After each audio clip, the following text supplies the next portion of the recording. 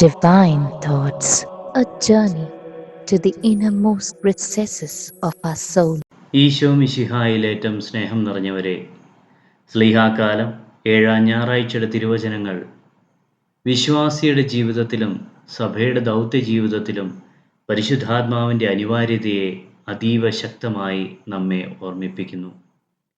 പഴയ നിയമം മുതൽ പുതിയ നിയമം വരെ ദൈവത്തിൻ്റെ ആത്മാവ് മനുഷ്യനെ രൂപപ്പെടുത്തുകയും നയിക്കുകയും ശക്തിപ്പെടുത്തുകയും ചെയ്യുന്നുവെന്ന് നാം കാണുന്നു. ഇന്ന് സഭയും ലോകവും നേരിടുന്ന വെല്ലുവിളികളുടെ നടുവിൽ പരിശുദ്ധാത്മാവിൻ്റെ സാന്നിധ്യവും ശക്തിയും കൂടുതൽ പ്രസക്തമാകുന്നു. സംഖ്യയുടെ പുസ്തകത്തിൽ മോശയുടെ നേതൃത്വഭാരം പങ്കിടുവാനായി ദൈവം 70 നേതാക്കന്മാർക്ക് തൻ്റെ ആത്മാവിനെ നൽകുന്നു. നേതൃത്വം മനുഷ്യശക്തി കൊണ്ടല്ല, ദൈവാത്മാവിൻ്റെ ശക്തി കൊണ്ടാണ് ഫലപ്രദമാകുന്നത് എന്ന സത്യമാണ് ഇവിടെ വെളിപ്പെടുന്നത്. ആത്മാവിനെ സ്വീകരിച്ചവർ പ്രവചിക്കുവാൻ തുടങ്ങി. ദൈവം തൻ്റെ ദൗത്യം പൂർത്തിയാക്കുവാൻ തിരഞ്ഞെടുക്കുന്നവരെ തൻ്റെ ആത്മാവിനാൽ നിറയ്ക്കുന്നു. 1 സാമുവേൽ പുസ്തകത്തിൽ സാവൂളിൻ്റെ ജീവിതം മറ്റൊരു യാഥാർത്ഥ്യം നമ്മെ പഠിപ്പിക്കുന്നു. ദൈവാത്മാവിനെ നഷ്ടപ്പെടുത്തിയ രാജാവിന് സമാധാനവും ദിശാബോധവും നഷ്ടപ്പെട്ടു. അധികാരവും സമ്പത്തും കഴിവുകളും ഉണ്ടായിരുന്നെങ്കിലും ദൈവാത്മാവിൻ്റെ അഭാവം അവനെ അസ്വസ്ഥനും അസ്ഥിരനുമാക്കി. ദൈവത്തോടുള്ള അനുസരണക്കേട് ആത്മാവിൻ്റെ പ്രവർത്തനത്തെ തടസ്സപ്പെടുത്തുന്നു എന്ന മുന്നറിയിപ്പാണ് ഈ സംഭവം നമുക്ക് നൽകുന്നത്.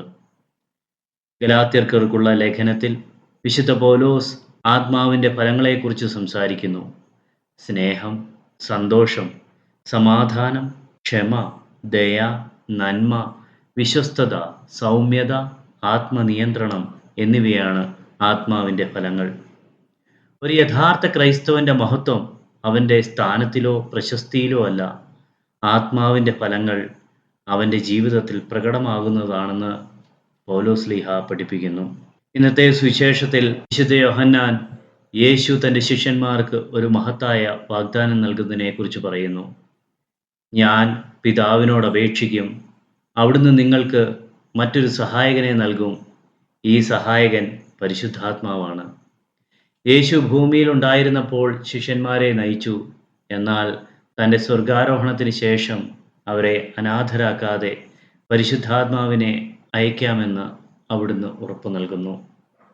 യോഹന്നാൻ്റെ സുവിശേഷത്തിൽ ഉപയോഗിച്ചിരിക്കുന്ന പാരാക്ലീറ്റസ് എന്ന ഗ്രീക്ക് പദത്തിന് സഹായകൻ, ആശ്വാസദായകൻ, അഭിഭാഷകൻ, വഴികാട്ടി, ശക്തിദായകൻ എന്നീ അർത്ഥങ്ങളുണ്ട്.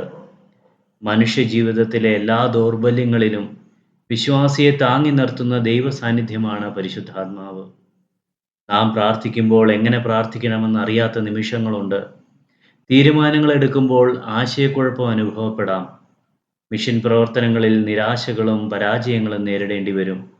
അത്തരം സമയങ്ങളിൽ നമ്മെ ശക്തിപ്പെടുത്തുകയും ശരിയായ വഴി കാണിച്ചു തരികയും ചെയ്യുന്നവൻ പരിശുദ്ധാത്മാവാണ്. അപ്പോസ്തലന്മാരുടെ ജീവിതം ഇതിനുള്ള ഏറ്റവും വലിയ ഉദാഹരണമാണ്. പന്തക്കുസ്ത ദിനത്തിന് മുൻപ് അവർ ഭയന്നും ഒളിച്ചും കഴിയുന്നവരായിരുന്നു. എന്നാൽ പരിശുദ്ധാത്മാവിനെ സ്വീകരിച്ച ശേഷം അവർ ധീര സാക്ഷികളായി മാറി. ലോകം മുഴുവൻ സുവിശേഷം പ്രസംഗിക്കുവാൻ അവർക്ക് ധൈര്യവും ജ്ഞാനവും ലഭിച്ചു. സഭയുടെ ചരിത്രം മുഴുവനും പരിശുദ്ധാത്മാവിൻ്റെ പ്രവർത്തനങ്ങളുടെ ചരിത്രമാണ്. സഭാപിതാക്കന്മാർ പരിശുദ്ധാത്മാവിൻ്റെ പ്രാധാന്യം നിരന്തരം ഊന്നിപ്പറഞ്ഞിട്ടുണ്ട്. സെയിൻറ്റ് ബേസിൽ ദ ഗ്രേറ്റ് പറഞ്ഞത് ഇപ്രകാരമാണ്: പരിശുദ്ധാത്മാവിലൂടെ നാം സ്വർഗരാജ്യത്തിൻ്റെ അവകാശികളാകുന്നു. ആത്മാവ് മനുഷ്യനെ ദൈവിക ജീവിതത്തിലേക്ക് ഉയർത്തുന്നു. ബേസിൽ പിതാവിൻ്റെ അഭിപ്രായത്തിൽ ആത്മാവ് സഭയെ ഏകീകരിക്കുകയും വിശ്വാസികളെ വിശുദ്ധിയിലേക്ക് നയിക്കുകയും ചെയ്യുന്നു.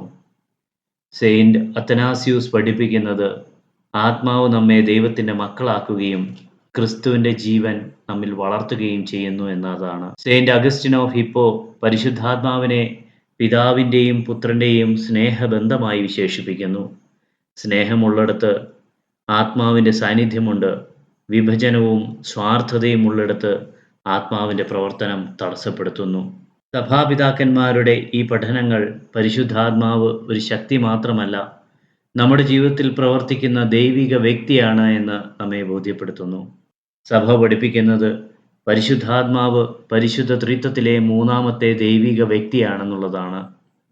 വിശ്വാസികളുടെ ഹൃദയങ്ങളിൽ വസിക്കുകയും സഭയെ സത്യത്തിലേക്ക് നയിക്കുകയും ചെയ്യുന്നവനാണ് ആത്മാവ്. സഭയുടെ മതബോധന ഗ്രന്ഥം പഠിപ്പിക്കുന്നത് പരിശുദ്ധാത്മാവാണ് സഭയുടെ ആത്മാവ് എന്ന്. മനുഷ്യ ശരീരത്തിന് ആത്മാവ് ജീവൻ നൽകുന്നത് പോലെ സഭയ്ക്ക് ജീവനും ചലനവും നൽകുന്നത് പരിശുദ്ധാത്മാവാണ്. കൂദാശകളിലൂടെ ലഭിക്കുന്ന കൃപയെ ഫലപ്രദമാക്കുന്നതും ആത്മാവാണ്. വിശുദ്ധ കുർബാനയിൽ, മാമോദീസായിൽ, സ്ഥിരീകരണ കൂദാശയിൽ, പൗരോഹിത്യ ശുശ്രൂഷയിൽ എല്ലായിടത്തും പരിശുദ്ധാത്മാവിൻ്റെ പ്രവർത്തനം വ്യക്തമാണ്. സഭയുടെ വളർച്ച മനുഷ്യ സംഘടനയുടെ വിജയമല്ല, പരിശുദ്ധാത്മാവിൻ്റെ നിരന്തര പ്രവർത്തനമാണ്.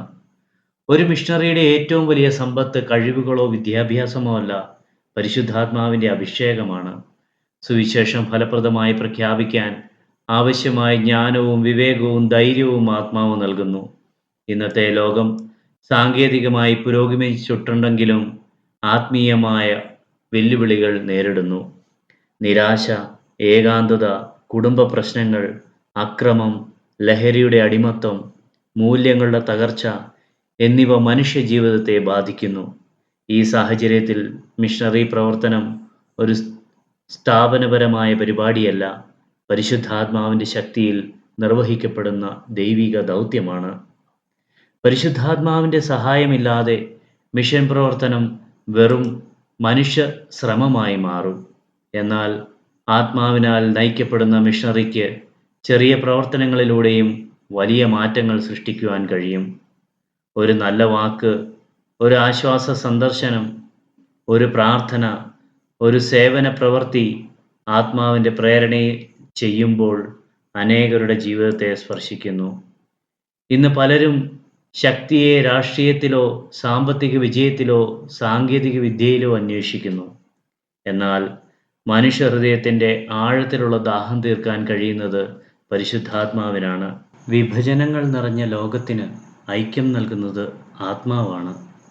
വിദ്വേഷം വളരുന്ന സമൂഹത്തിൽ സ്നേഹം പകരുന്നത് ആത്മാവാണ്. നിരാശ നിറഞ്ഞ മനുഷ്യഹൃദയങ്ങളിൽ പ്രത്യാശ തെളിയിക്കുന്നത് ആത്മാവാണ്.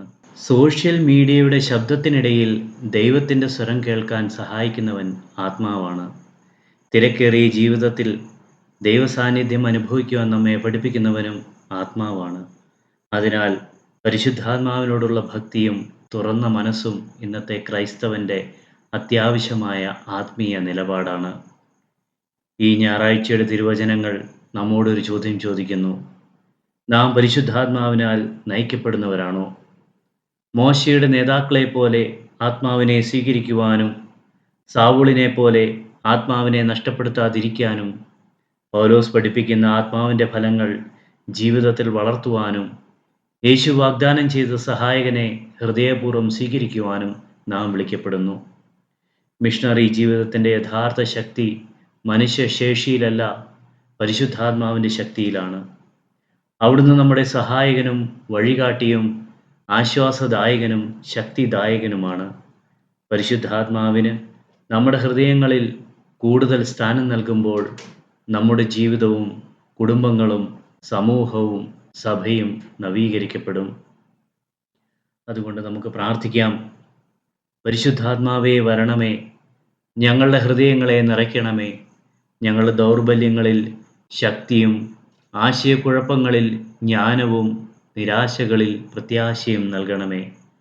ക്രിസ്തുവിൻ്റെ സാക്ഷികളായി ജീവിക്കുവാൻ ഞങ്ങളെ പ്രാപ്തരാക്കണമേ. ആമേൻ.